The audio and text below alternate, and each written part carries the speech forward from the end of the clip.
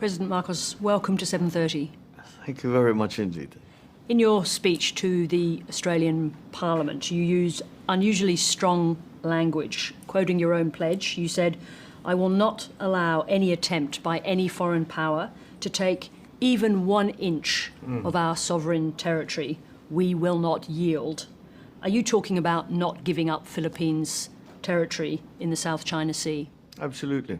It is my sworn duty, and the sworn duty of the entire government of the Republic of the Philippines to defend the Constitution of the Philippines. And the first article of the Constitution is the definition of our territorial waters. You didn't name China either in your answer or indeed in the speech that you gave to Australia, but it appears to be present in every security move that you make, and indeed behind every speech that we've seen you make recently. How urgent a priority is it to counter the fast-growing military power of China?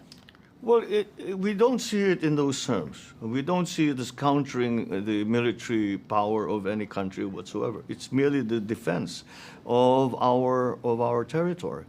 We have territorial conflicts with other countries, Malaysia, for example, and Vietnam. But we have come to an arrangement with them, and to resolve any such conflicts peacefully. So, I mean, I'm right in saying that you don't have that capacity to resolve conflict with China in the same way. Do you actually have direct contact with the Chinese? We have at several levels. In fact,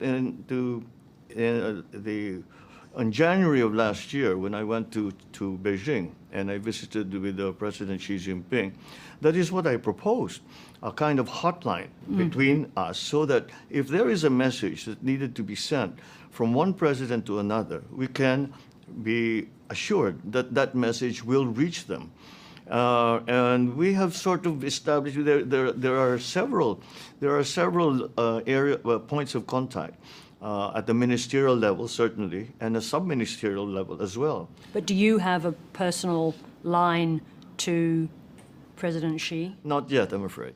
Let me just ask you this question. I want to come to the what it is that you want from Australia, because that's obviously one of the reasons for your visit and your speech, as well as ASEAN. But the former president of the Philippines, Duterte, was making overtures to China, very strong ones. Have you decisively moved away from Chinese influence and back into America's orbit? Well, I think it's important to make it very, very clear.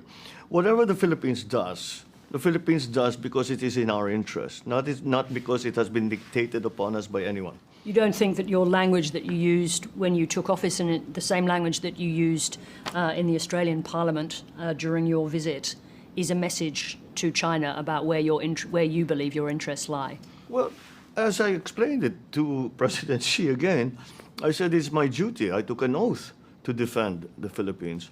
And anyone who will help me in that regard, I must engage with them. Was your predecessor getting too close to China? Well, I think the situation between now and then is quite different. And I'm sure he did what was in his judgment was the best. He did hew a little closer to China rather than the United States. And maybe because things have heated up a little bit.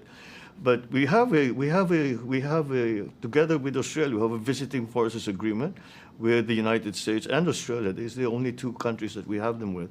And we have a mutual defense treaty with the United States, which has been there for decades. How important is it, from your point of view, that Australia has chosen to acquire and build a fleet of nuclear-powered submarines?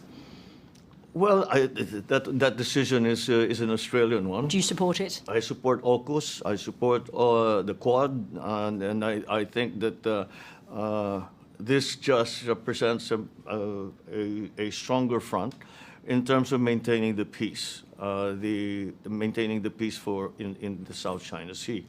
It is a response, really, to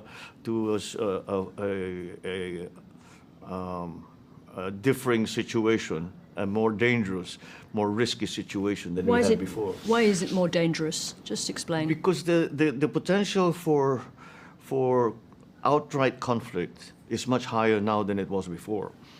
And we worry in the Philippines because it could come from not a strategic decision by anyone saying, okay, we're going to war, but just by making some serviceman making a mistake or some action that's misunderstood. And that's why the ongoing attempt is always to try and lower the temperature, ease up on the rhetoric, and communicate, and just continue to communicate. That's why you need the phone, the same phone that Khrushchev and Kennedy had, right? That's right. Yes. Well, let me try and understand what you might want from Australia. Would you expect the Australian Navy to come to the defence of Philippines forces in the event of conflict with China over disputed territory in the South China Sea?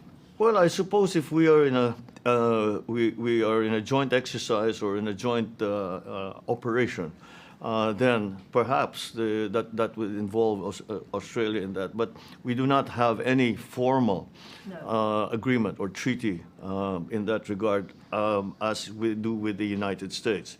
How would you explain to Australians, to Australian servicemen or women, why they should potentially risk their lives in the aid of Philippines under pressure from China? Why do we belong there? Well, let me take us back to the Second World War, where the defense of Corregidor and Bataan, which were the outposts that held out longest.